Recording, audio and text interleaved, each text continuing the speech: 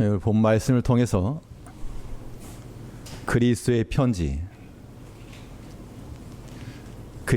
편지라는 제목으로 하나님의 말씀을 증거하겠습니다. 2005년도에 일본을 가게 됐는데요. 가면서 이제 언어를 공부하겠다고 제가 DVD 영화 한 편을 가져갔습니다. 영화를 통해서 또 공부한다고 하니까 그때 어떤 영화를 가져갔는가 하면 영화 제목이 러브레터였습니다. 1999년도 작품인데 혹시 보신 분도 계실 겁니다. 처음에 그 영화가 좀 재밌는 영화인 줄 알았습니다. 그 영화에 보게 되면 유명한 대사가 하나 나오는데요. 여주인공이 눈밭에 서서 산을 향해 가지고 오겐키 데스까 그리고 외치는 장면이 나옵니다. 물론 그때는 그 내용이 뭔지 몰랐고요. 그냥 예능 프로에서 한 개그맨이 그걸 조금 패러디해 가지고 오뎅 있습니까? 그렇게 하고 되게 재밌는 영화인가 보다 그래 생각을 하고 가져갔는데 회상 보니까 굉장히 슬퍼가지고 제가 드라마나 영화 보면서 울고 이런 걸 별로 안 좋아하는데 되게 미안해가지고 많이 울었습니다. 이 슬픈 거를 재밌다고 생각해가지고. 그 내용이 어떤 내용인가 하면 한 여주인공의 남자친구가 후지 이츠키라는 사람의 이름인데 산에서 조난을 당해서 죽게 됩니다. 그래서 이제 그 남자친구 집에 가서 어머니와 이야기하면서 어렸을 때 앨범을 보게 됩니다. 중학생 때 앨범. 근데 이미 그때 살던 집은 고속도로가 나와가지고 이제 없을 거라고. 그때 여자 주인공이 그 친구의 주소를 몰래 적어가지고 편지를 보냅니다. 어차피 주소는 없으니까 받지도 않을 거고 그냥 보낸 겁니다. 잘 지내고 계십니까? 난 잘 있습니다. 이런 식으로. 그런데 나중에 여기서 답장이 온 거예요. 답장이. 그래서 깜짝 놀란 거죠. 분명히 주소가 없는 주소인데 어떻게 답장이 왔는가. 알고 보니까 그 동급생 중에 후지 이츠키라는 사람이 2명 있었던 거예요. 동명이인. 그래서 주소를 적은 게 그 자기 남자친구 주소가 아니라 다른 그 여학생의 주소를 적어서 편지가 가가지고 거기서 이제 스토리가 전개되는 그런 내용들입니다.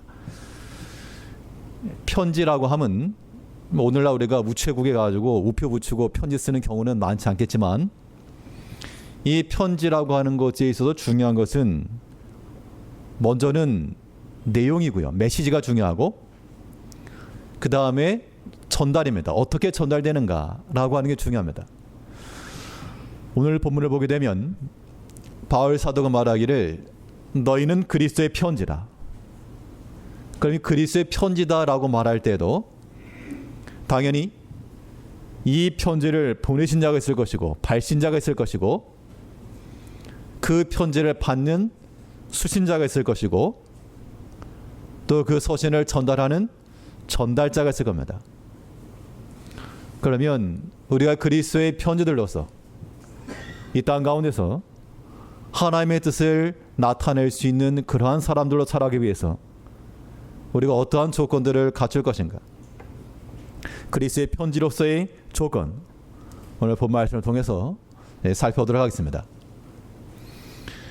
첫째로 우리가 주의 편지가 되기 위해서는 그 메시지가 어디로부터?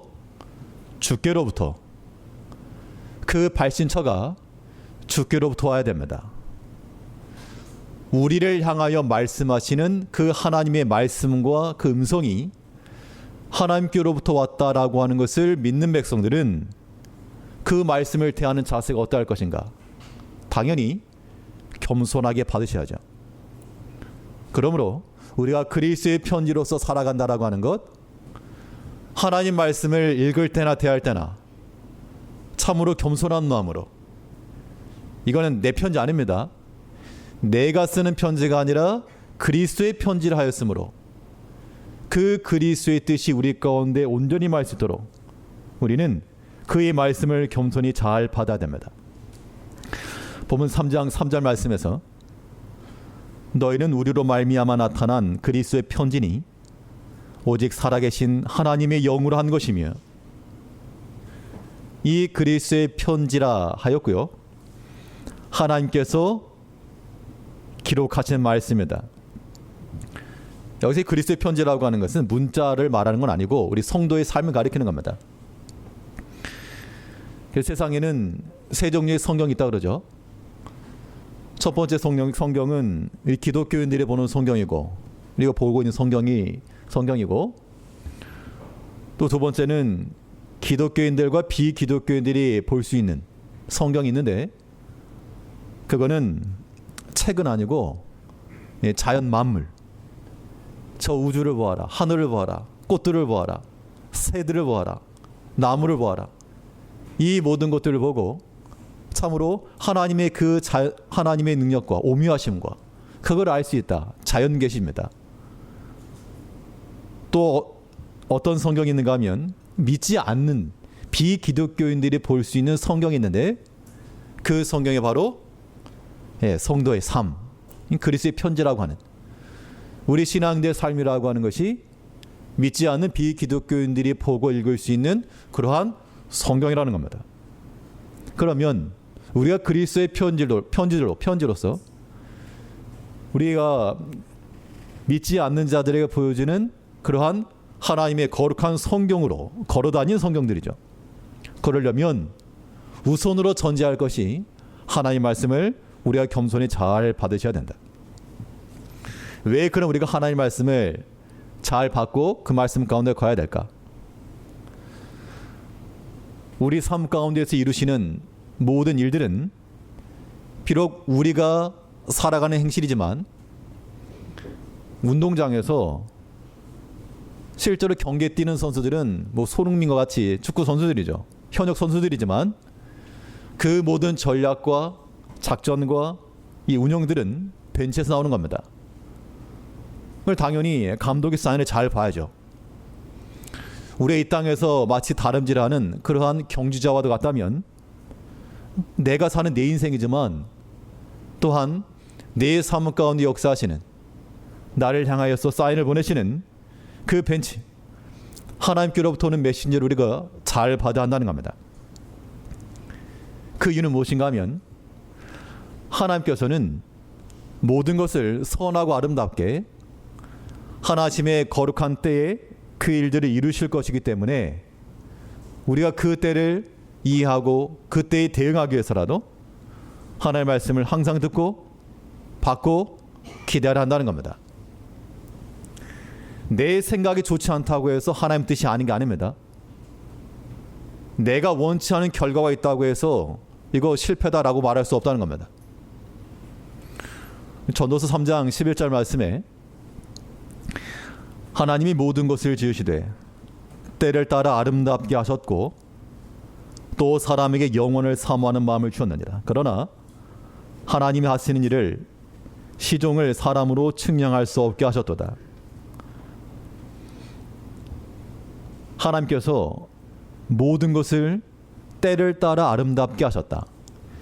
천하 만물을 만든 천지 창조의 사건만을 가리키는 것이 아니라 지금도 동일하게 우리 삶 가운데 역사하시고 우리를 단련하시며 우리에게 은혜를 베푸시는 하나님의 이 모든 역사가 때를 따라 아름답게 된다는 겁니다. 그런데 우리가 안 아름다운데요? 이거 실패 아닙니까? 라고 판단이 될 수 있으나, 그러나 하나님께서는 아니다. 때를 따라 하나님께서 아름답게 하셨다. 우리가 비록 그 일의 시종을 알지 못하고 하나님의 그 뜻을 다 측량할 수 없으나, 그러나 하나님께서 선언적으로 모든 것을 지으시고 또한 때를 따라 아름답게 하신다. 비록 우리의 실패일지라도, 우리의 약함일지라도 하나님께서는 그것을 아름답게 하실 분이시기 때문에, 그래서 우리가 하나님께로부터 오는 그 말씀을 새겨듣고 그의 음성에 주목해 나가는 겁니다. 이게 그리스도의 편지죠. 내 원하는 대로 쓰게 되면 그건 낙서입니다. 낙서. 우리 인생의 삶 가운데서 하나님이 기록해 놓으시는 그 자리에 우리의 이름을 기록하지 말고 낙서장 만들지 말고 주께로부터는 그 말씀을 겸손히 받아야 됩니다. 그럼 하나님 말씀을 받는다라고 하는 것은 마치 우리가 병원에 가면요, 의사로부터 뭘 받습니까? 처방을 받죠. 처방을 받을 때 뭐라고 써주는가 하면 이 약, 제 약 다 먹이시오라고 하지 않고 어차피 아무 약이나 먹으면 통할 거니까 그냥 아무거나 먹어라. 그게 아니라 필요한 것을 처방을 줍니다. 하나님 말씀이 마치 이와 같아가지고 그 말씀이 우리 삶 가운데 들어오게 될 때는 그 말씀이 들어가서 작용될 만한 말씀의 적용점들을 우리는 찾으셔야 됩니다. 하나님 말씀 마치 날카로운 주사 바늘과도 같아서 그 바늘이 찔리면 따끔거려가지고 아야 아픕니다. 그 고통이 수반되게 되는데, 그런데 그 자리가 치료가 되고 나아야 될 부분이에요. 물리치료 같은데 받으러 가시면 뭐 이게 여기 누르면 오른쪽 누르면 오른쪽 아프고 아야 왼쪽 누르면 왼쪽 아파지고 아야. 근데 거기가 나아야 될 자리예요. 때로 하나님 말씀이 우리 가운데 임할 때 때로는 근심도 되고 고통도 스럽고 때로는 듣고 싶지도 않고 그런 경우가 있습니다. 그런데요, 그런 때가 바로 하나님 말씀이 주사바늘과도 같이 따끔거리며 들어가야 됩니다. 그래야 살아요. 우리가 그리스도의 편지라고 말할 때 하나님 말씀을 우리가 듣고 주목한다는 것은 그 말씀이 그냥 새처럼 날아와서 새처럼 지나가는 것이 아니라 날카로운 바늘과도 같이 우리 삶 가운데, 우리 모든 폐부 가운데 고침받아야 될 그 자리에 말씀이 적용이 되어야 됩니다. 그런 의미에서 하나님 말씀이 어디에 적용이 될 것인가, 그 적용점을 찾아야 됩니다. 다른 사람에게서가 아니라 내 삶에 있어서. 오늘 본문 3장 2절 말씀에서 너희가 우리의 편지라 우리 마음에 썼고 뭐 사람이 알고 읽는 바라. 바울은 그의 복되신 말씀을 통해 고린도 교회 성도들에게 보내시면서 지금 너희 가운데 회개해야 될 거 있다. 너희 지금 다 알고 있지 아니하냐. 명문화되지 않았으나 그 당시 고린도 교회에 있었던 문제가 있었고요. 교인들이 다 알고 있었던 문제가 있었습니다. 그래서 어떤 사람은 근심하였고 그것 때문에 서로 또 분쟁도 있었고, 바울이 그것을 말하면서 너희가 그것을 고치고 회개하고 돌이켜라. 너희가 다 그리스도의 편지가 아니며 하나님의 거룩한 성전들이 아니냐. 그 잘못된 것들 고쳐야 될 것 그냥 두지 말고 그것을 우리가 마치 아프지만 상처를 도려내야지만 새살이 돋겠죠.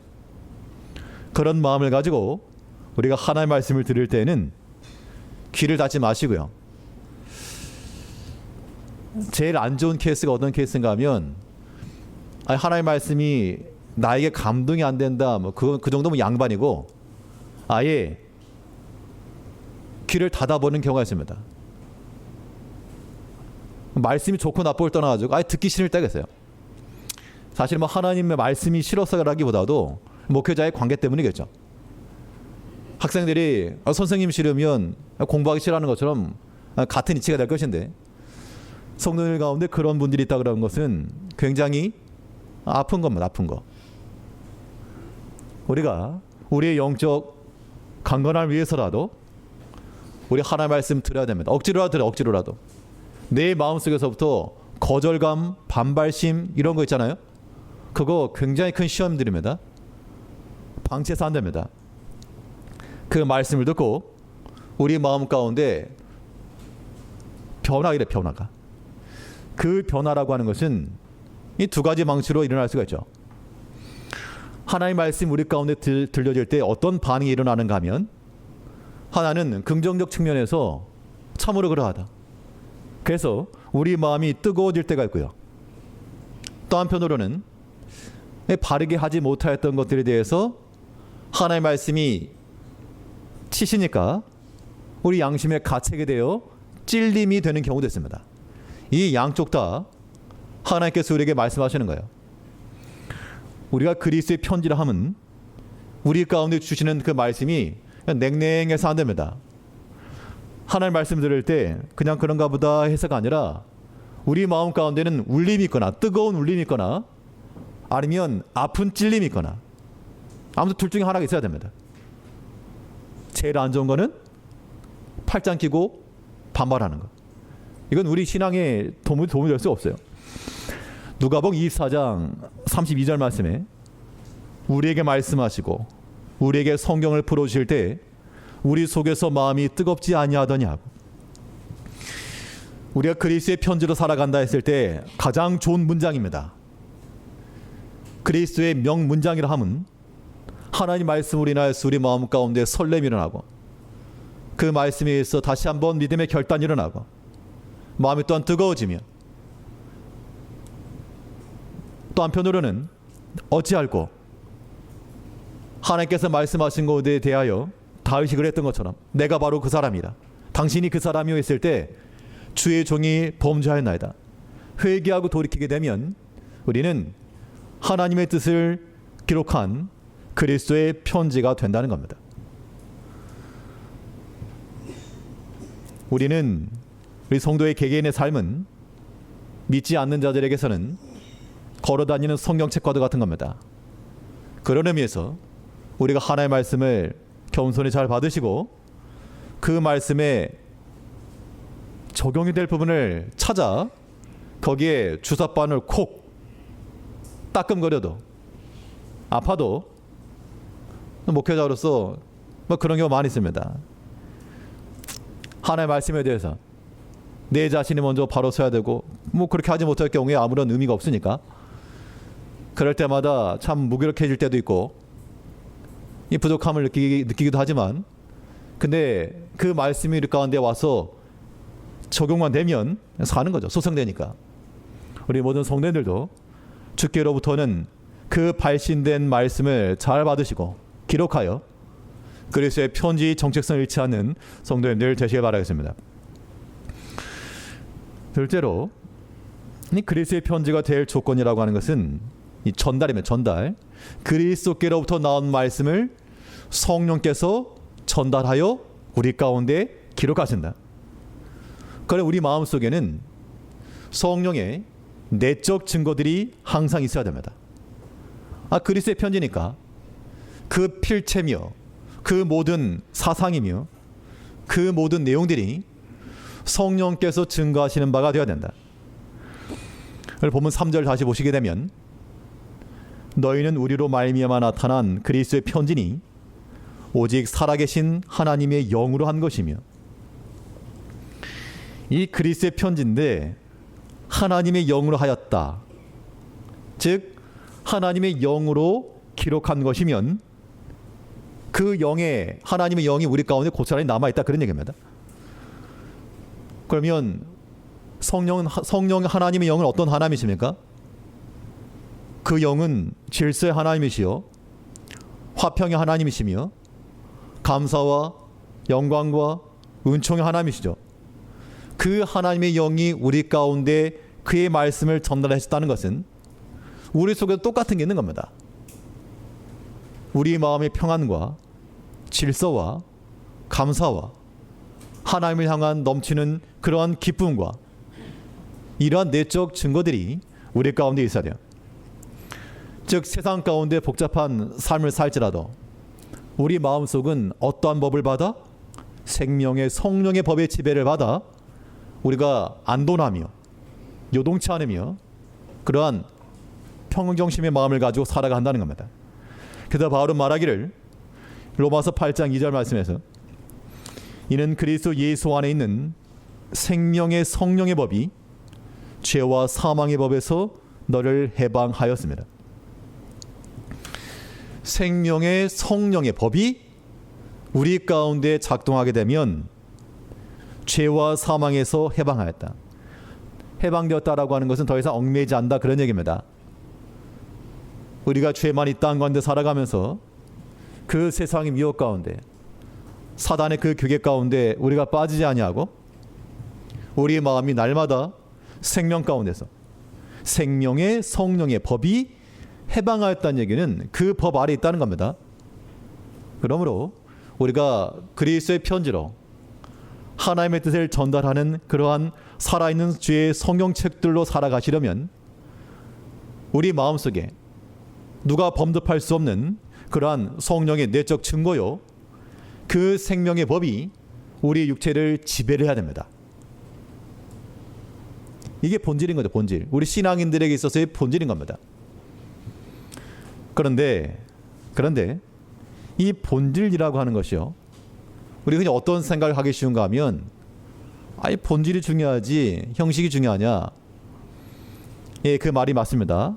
맞는데요, 성령의 내적 증거라 함은 그 증거가 밖으로 드러나죠. 그래서 겉으로 드러난 외적 증거라 함도 결국에는 성령의 내적 증거와 다른 것이 아니라 동일한 겁니다. 그런 측면에서 우리가 외형만을 가지고 판단하는 것은 합당치 않으나 우리의 내적 증거를 가지고도 우리가 외적인 것을 증거해야 됩니다.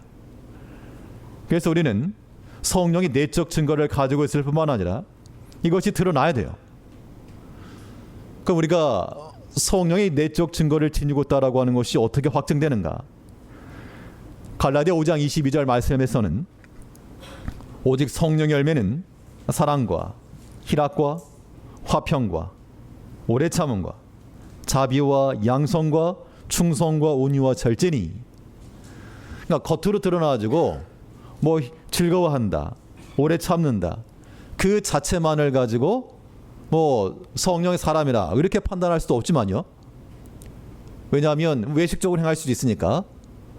그러나 우리 마음 가운데 참으로 성령의 영이 역사하시게 되면 그 겉으로 드러나는 열매가 그러하다는 겁니다.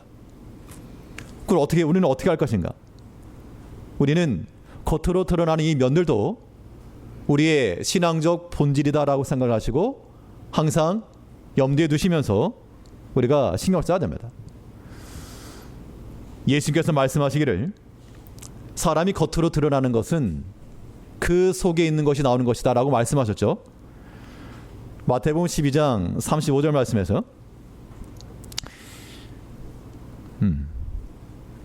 선한 사람은 그 쌓은 손에서 선한 것을 내고 악한 사람은 그 쌓은 악에서 악한 것을 내느니라. 그 속에 있는 것이 겉으로 드러나왔다, 그 얘기입니다.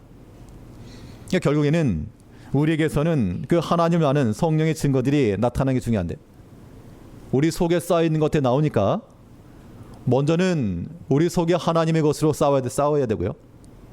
또한 겉으로 드러나는 것들도 이 믿음의 일들에 속한 것이 될 수 있도록 우리가 신경 쓰셔야 됩니다.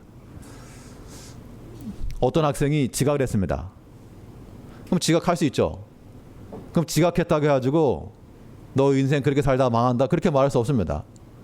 아침에 무슨 일이 있었거나 차가 막혔거나 갑자기 배가 아팠거나 그럴 수 있죠. 근데 어떤 학생은 이 지각이 반복이 됩니다. 어제도 지각, 오늘도 지각, 내일도 지각. 이러면 단순히 지각이라고는 외형적 외향은 단지 비본질에 속한 외향이 아니라 그의 정신 상태를 보여주고 있는 거죠. 학업에 대한 마음, 그걸 때문에 거기에서 지도를 하는 겁니다. 우리는 항상 모든 일에 있어서요, 선한 말을 하고 믿음에 속한 말을 하시기 힘써야 됩니다. 쌓은 것에서 나온다. 속에 믿음이 쌓여있으면 믿음이 나오게 되어 있고요. 그렇지 않으면 빈 것이 나옵니다. 하나님의 교회는 항상 믿음 중심 가야 됩니다. 믿음 중심이라고 하는 것은 어느 특정한 개인을 말하는 것이 아니라 믿음으로 나가는 사람들을 우리가 믿음 중심 그러죠. 그래서 모든 교회는 우리 어린아이일지라도 믿음으로 행하는 자들은 우리가 존중하고 그 말에 귀를 기울일 줄 알아야 됩니다. 사무엘이 비록 어렸지만 그 말이 하나도 땅에 떨어지지 아니하고 하나님의 뜻을 드러냈죠. 우리가 오랫동안 신앙생활 하다 보면 가장 경계해야 될 것이 무엇인가 하면 일반 매너리즘이라고 말하는데 그냥 반복되는 것들. 그러니까 뭐 새로움이 없이 작년에 했던 거 작년에 했으니까 올해 하고 재작년에 했으니까 올해 하고 계속 반복되는 것들이 상당히 경계할 것인데 이런 것들을 경고해 줄 수 있는 게 누군가 하면 그런 거 익숙하지 않은 사람들이 말할 수 있겠죠. 아, 그거 옳지 않다. 그럼 우리가 어떻게 해야 되는가 하면 그 말 또한 들어줄 줄 알아야 됩니다. 우리가 신앙의 좋은 전통을 가지고 있지만 이 전통이라고 하는 것이 어떨 때는 그 의미를 깨닫고 전통을 지켜나가는 경우는 좋지만 그렇지 않고 이것이 형식적으로 반복되는 것이라면 그게 아닐 수 있거든요. 그럴 때는 그러한 말에 우리가 귀를 기울여야죠. 우리는 젊은 세대라도 믿음으로 하는 말들, 그 믿음의 열정들, 그런 갈급함들에 대해서는 우리가 배워야 됩니다. 기성세대들이. 믿음에 있는 사람들, 믿음의 어린아이들, 믿음의 젊은 세대들 우리가 존중히 여겨야 돼요. 그래야지 교회가 되겠죠. 세대 간의 문제가 아닙니다. 믿음을 행하는 것이면 비록 배움의 끈이 짧고 비록 외적인 행동은 느릴지라도 연로한 센 머리 앞에 또한 우리가 다 일어서며 그 믿음을 또한 우리가 존중해야 됩니다. 성경에서 보게 되면 이스라엘 백성들의 말하기를 아브라함의 하나님, 이삭의 하나님, 야곱의 하나님, 너희 열조의 하나님. 왜 그러면 그렇게 얘기를 했을까? 당연히 시간이 지나면서 더 많은 문화요, 더 많은 지식이요, 더 많은 것이 번성했을 세상인데 성경에서 말하기를 내 열조의 하나님, 내 아버지의 하나님, 내 조부의 하나님, 내 옛적 길, 옛 길로 올라가라. 아, 왜 고리타분하게 그렇게 합니까? 신앙의 방향이라고 하는 것이 그러하다는 겁니다. 그렇기 때문에 하나님의 교회는 어떤 누구를 막론하고 믿음으로 행하는 그 사람, 그 모든 믿음의 열정들 우리가 본받아야 되고요. 그 믿음의 연륜과 그 모든 경험들 이런 존중이 가야 됩니다. 제일 교회 가운데 그럼 누가 믿음 있는가? 다 믿음 있으시죠? 다 믿음이 있기 때문에 우리가 서로 사랑하고 하나 되고 화평 가운데 나가야 됩니다. 예전에 어렸을 때 어떤 교회 한 장로님이 계셨는데 한번 말씀드린 것 같습니다. 장로님께서 교회에 대한 열정이 크신데 사람들로부터 좀 안 좋은 얘기를 많이 듣습니다. 그런데 어느 날 태풍이 치는 날, 비바람 많이 부는 날, 참 교회 첨탑 넘어질까 바람 때문에 넘어질까 봐 걱정돼서 달려온 분 딱 한 분 계셨는데 바로 그분이었습니다. 제가 그때 이후로 어떤 사람들의 평가나 이런 것들에 대해서 그렇게 동조하지 않고 나름대로의 그런 믿음 또 그런 교회에 대한 열정, 좋은 면을 보려고 했는데요. 교회도 마찬가지입니다. 누가 믿음이 있냐, 내가 믿음이 있다 그러지 마시고 서로 배우셔야 돼요. 서로 배우되 성경에서 말하는 바 내 열조의 하나님, 아버지 하나님, 아브라함의 하나님, 이삭의 하나님, 야곱의 하나님 그랬잖아요. 이때 우리가 교회가 견고히 서 나가려면 우리 믿음의 1세대들 그 믿음들 우리가 좋은 믿음들을 잘 본받아야 됩니다. 전에 우크라이나 선교사님 오셨었죠. 그래서 그 오시기 전에도 우크라이나에 관련한 얘기를 하면서 우리가 좀 그 얘기를 했을 때 교회에서 성도들 중에 많은 분들이 이렇게 연보를 하시면서 협력을 했습니다. 참 감사한 일이죠. 생각보다 많은 액수를 하신 분도 계시고 또 지속적으로 또 지원 선교에 협력하고 싶다 그렇게 말씀하시는 분도 계시고. 근데 제 가장 인상 깊었던 게 어떤 거였냐면요. 그 말한 이후 가장 먼저 이 선교 헌금 봉투를 들고 오신 분들이 계신데 그분들이 누군가 하면 우리 사라 언니들, 사라 누님들. 권사님께서 가져오시면서 우리 할머니들 돈이 없어 그러면서 봉투를 하나 주셨는데 아주 눈물 날 뻔했잖아요. 액수 적은 액수도 아니었습니다. 그때 느낀 거는 물론 다른 부서도 하셨고요. 걔는 많이 하셨습니다.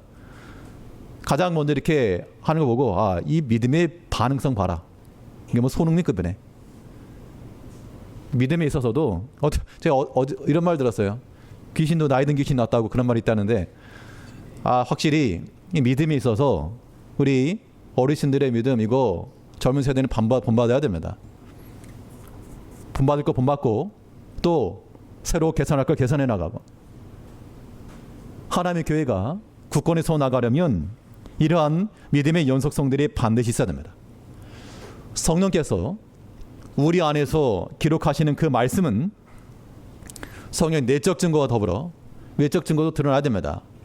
우리가 하나님 향한 열심이 있다 그러면 뭔가 드러나는 게 있어야죠. 우리가 하나님 향한 간절함이 있으면 뭔가 겉으로 드러나는 게 있어야죠. 사람이 앞으로 열심히 공부할게 해놓고 맨날 핸드폰만 하고 놀고 있다 그러면 그 진정성이 의심이 되는 겁니다. 비록 내가 실력이 부족하고 못해도 열심히 하겠노라고 하는 그 다짐과 더불어서 그 노력도 함께 가는 겁니다. 그런 것이 없게 되면 그런 자녀들이 그렇게 말할 때 저거 또 속인다, 그렇게 나올 수 있죠. 성령 하나님께서 우리 가운데 역사하시고 우리 마음 가운데 주의 말씀 주셨을 때는 중요한 것은 우리 마음 가운데 그 성령의 증거함이 새겨져야 되고요. 본문에서 뭘 말씀했습니까? 하나님의 영으로 했는데 육에 한 것이야 육의 신비에 새겼다. 육의 신비한 것이라. 그 말인즉슨 우리 마음에 새겼다. 기록되어 있다는 겁니다. 여전히. 이 기록이라고 하는 것은 먼저는 뼈를 깎는 고통입니다. 바위에다가 글자를 새기려고 그러면 끌과 정을 가지고 톡톡 쳐가지고 깨내는 겁니다. 그래야지만 지워지지 않는 새겨진 말씀 되는 것이죠. 그리고 또한 그 말씀이 우리 겉으로 드러나는데 외적인 것만으로 판단할 것이 아니라, 이건 항상 조심하셔야 됩니다. 겉으로 드러난 것만 가지고 판단할 것이 아니라 우리는 그 안에 성령께서 역사하시는 것을 보셔야 되고요. 그럼 우리는 외적인 것 좀 부족해도 보도만 줄 수 있는 겁니다. 우리는 어린 아이들에게서도 그리스도의 메시지를 읽어내야 되고요. 또한 초신자들에게서도 그리스도의 메시지를 읽어야 되고, 왜냐하면 다 그리스도의 편지니까. 또 나를 통해서도 다른 사람들에게 그리스도의 편지가 되어야 되니까요. 우리의 모든 내적으로나 외적으로나 하나님의 뜻과 그의 메시지를 전달해낼 수가 있어야 됩니다. 우리가 그리스도의 편지라고 그랬습니다. 편지라 함은 기록하신 분이 있고 전달하는 자가 있고 받는 자가 있습니다. 우리가 받았으니까 우리의 그 메시지를 주신 하나님의 그 뜻을 항상 기억을 하시고 그 말씀을 들으시되 귀를 닫지 마시고요. 들으셔야 됩니다. 때로는 듣기 거북스러운 말씀이라 들으셔야 돼요. 그래야 삽니다. 절대 귀 닫지 마시고 그 말씀이 우리 마음 가운데서 하나님의 살아계심으로 인정함이 되기까지, 성령의 법이 우리 마음을 주장하게 되면 그 성령의 하나님께서 하나됨과 일치됨과 사랑과 화평을 이루시는 겁니다. 이런 것들 또한 우리에게서부터 밖으로 드러날 때라도 사랑의 표현으로, 인자함으로, 화평함으로, 오래 참음으로, 충성됨으로 나타나야 됩니다. 이러한 모든 일을 통해서 그리스도의 뜻을 전달하는 그리스도의 편지로 살아가는 우리 성도님들 되시길 바라겠습니다. 기도하겠습니다.